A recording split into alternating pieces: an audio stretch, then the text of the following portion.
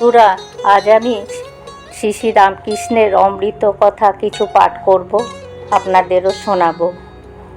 স্বামী তুরীয়ানন্দ বলছেন, পুরাণ গ্রন্থ অনেক পড়েছি, শেষে বেদান্তে মন বসে গেল। ঠাকুর আমার সঙ্গে পরিহাস করতেন, বলতেন, কি গো, কিছু বলো বেদান্তের কথা।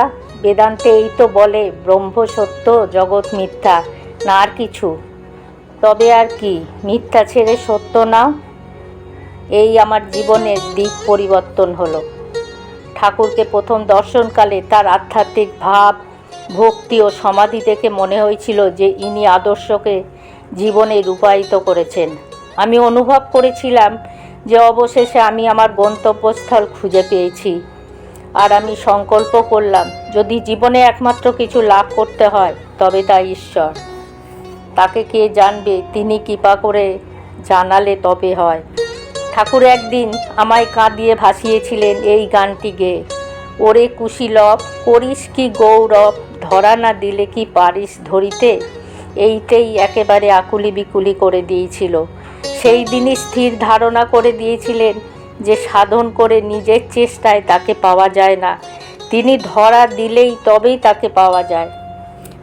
ঠাকুর আমাকে বলেছিলেন, যাহারা নির্বাণ প্রার্থনা করে তাহারা হীন বুদ্ধি, কেবল ভয়ে ভয়ে সারা। যেমন 10-25 খেলায় কেবল চিক খুঁজছে, কিসে ঘরে উঠে যায় সেই চেষ্টা। পাকলে ঘুটি আর নামাতে চায় না, একে বলে কাঁচা খেলোয়াড়। আর পাকা খেলোয়াড় মার পেলে পাকা ঘুটি কাঁচিয়ে দেয়। আবার তখনই কোচে 12 বলে পাশা ফেললেই আবার উঠে গেল। তাদের পাশা হাতের বশ, যেমন বলে তেমনি পড়ে।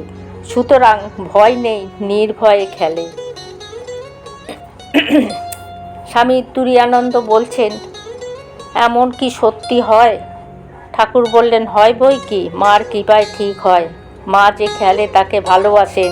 যেমন চোর খেলায় বুড়ি যে দৌড়ে খেলে তার উপর খুশি হয়ে কখনো কখনো তাকে হাতটা এগিয়ে দেয়, তাকে ছুলে আর চোর হয় না।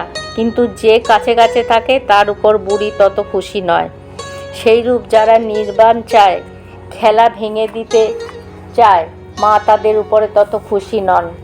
মা খেলতে ভালোবাসেন, তাই ভক্তরা নির্বাণ চায় না। তারা বলে, চিনি হওয়া ভালো নয় মন, চিনি খেতে ভালোবাসি। ঠাকুর আরও কতবার বলেছেন, এ কথা সকলেই জানে। বলতেন যে শাস্ত্র কি কেবল হাতছিটি ফর্দ বই তো নয়, মিলিয়ে দেখবার জন্য জিনিস এসেছে কিনা। ইয়েদের আর অধিক প্রয়োজন নেই। জিনিস এসে গেলে ফর্দ ফেলে দেয়। ঘর ঝাঁট দিতে দিতে একখানা কাগজ পেয়ে বললে, দেখে তাতে লেখা আছে মাছের সন্দেশ, একখানা কাপড় ইত্যাদি।